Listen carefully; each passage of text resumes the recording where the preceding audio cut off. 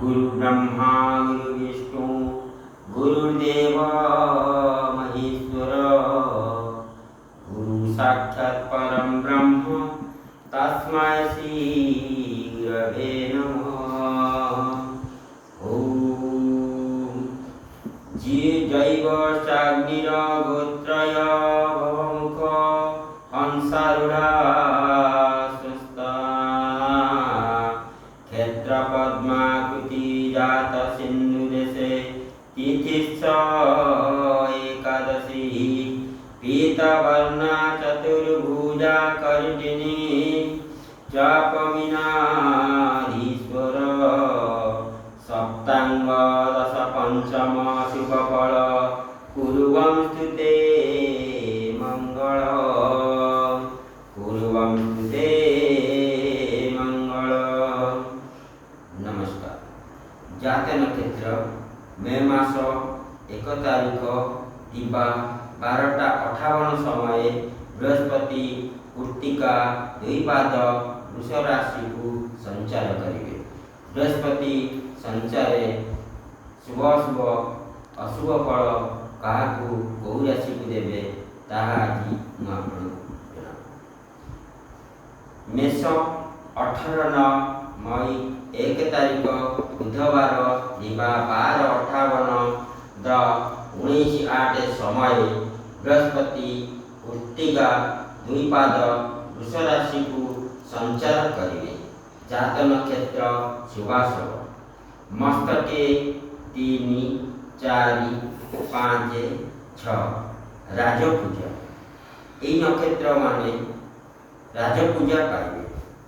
बृहस्पति हृदय रे 12 13 14 15 16 प्रीति लाभ दक्षिण हस्ते 7 8 9 10 सौख्यप्रद दक्षिण पादे 17 18 19 अपमान नेत्रे 27 1 2 सुखप्रद कंठे 11 सफलता लाभ वाम हस्ते 23 24 25 26 मृत्युवत पीड़ा वाम पादे 20 21 22 स्थानांतरित कष्ट।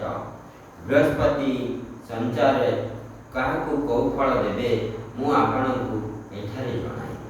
बृहस्पति गोचरे शुभ सुधी मेष कर्कट कन्या बिच्छा और मकर राशि को गोचरे बृहस्पति शुभ फल प्रदान करेंगे।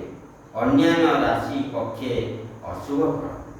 बृहस्पति चलन समय चंद्र शुभाशुभ बृहस्पति अद्य दिबा 12:58 समय वृष राशि को चलन समय मेष कर्कट बिच्छा मकर मीन राशि को चंद्र शुद्धि हेतु राशि पक्षे बृहस्पति शुभ फल प्रदान करेंगे।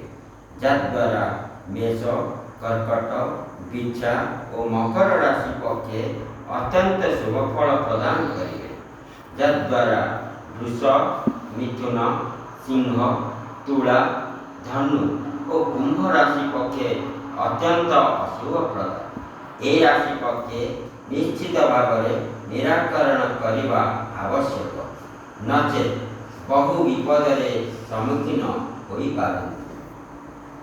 बृहस्पति वर्ण गणना बृहस्पति संचार 3 नक्षत्र एणु एक संख्यार कर्ता जन्म नक्षत्र संख्या राशि 1 मिसाई 8 द्वारा भाग कले भागशेष को शुभ फल जानिबा तथा भागशेष 1 हेले हेमफल 2 हेले ताम्रफल तीर्थ दर्शन 3 हेले निर्मफल राजलक्ष्मी प्राप्ति 4 कृष्ण वर्ण स्थानांतरित 5 मर